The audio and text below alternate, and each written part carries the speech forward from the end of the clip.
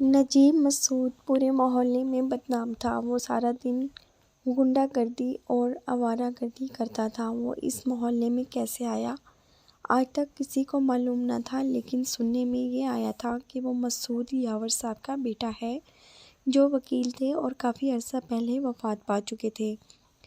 وہ اپنے بیٹے نجیب کو اپنے جیسا بنانا چاہتے تھے، لیکن شاید ایسا ان کی قسمت میں نہیں تھا۔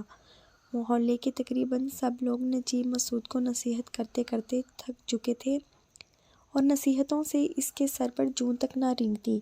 یہی وجہ تھی کہ وحید چاچا کے علاوہ سب لوگوں نے اسے نصیحت کرنا چھوڑ دیا تھا۔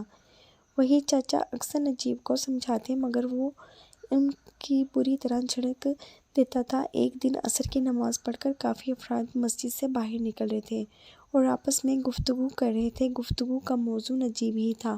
سب اپنی حیرت کا اظہار کر رہے تھے کہ نجیب بھی آج نماز پڑھنے آیا ہے۔ حیرت کی بات ہے کہ نجیب نماز پڑھنے آیا ہے، ایک صاحب نے حیرت بھرے لہجے میں کہا۔ شاید اسے عقل آ گئی ہے، دوسرے صاحب نے کہا۔ ایک صاحب ہوئے پھر بھی یہ کایا پلٹی ہوئی کیسے؟ اس سوال کا جواب کسی کے پاس نہ تھا۔ ایک صاحب نے کچھ سوچ کر کہا کہ میرا خیال ہے یہ بات نجیب سے پوچھنی چاہیے۔ اتنے میں نجیب بھی مسجد سے باہر نکلتا ہوا دکھائی دیا۔ آتے ہی اس نے پہلے سلام کیا، پھر سب سے مصافحہ کیا۔ سب لوگ متاثر ہوئے بغیر نہ رہ سکے۔ مصافحہ کے بعد ایک صاحب نے اس سے پوچھا کہ نجیب میاں، کیا بات ہے، تمہارے رنگ ڈھنگ میں تبدیلی آ گئی ہے، ہمیں اس بات کی بہت خوشی ہے، لیکن ہم اس تبدیلی کی وجہ معلوم کرنا چاہتے ہیں۔ نجیب نے جواب دیا کہ میں تو اللہ تعالیٰ کا شکر ادا کرتا ہوں کہ میں سیدھے راستے پر آ گیا، اور اس تبدیلی کی وجہ کوئی خاص وجہ بھی نہیں ہے۔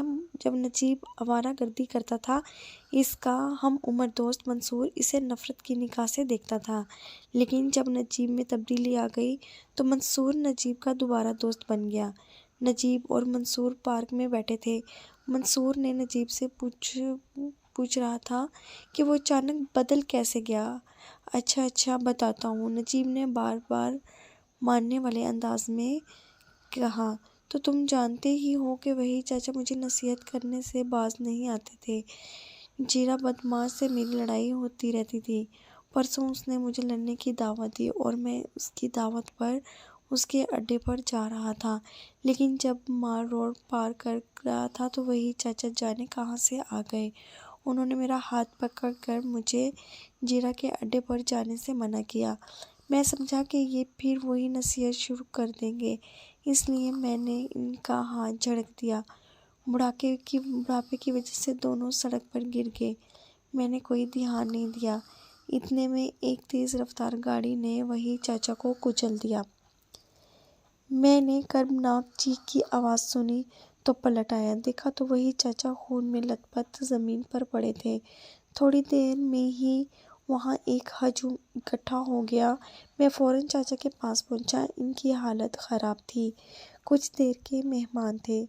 میں انہیں ہسپتال لے جانے کے لیے کھڑا ہوا، لیکن انہوں نے اشارے سے منع کر دیا اور کہا، زندگی میں آخری بار تمہیں نصیحت کرتا ہوں کہ یہ برے کام چھوڑ دو۔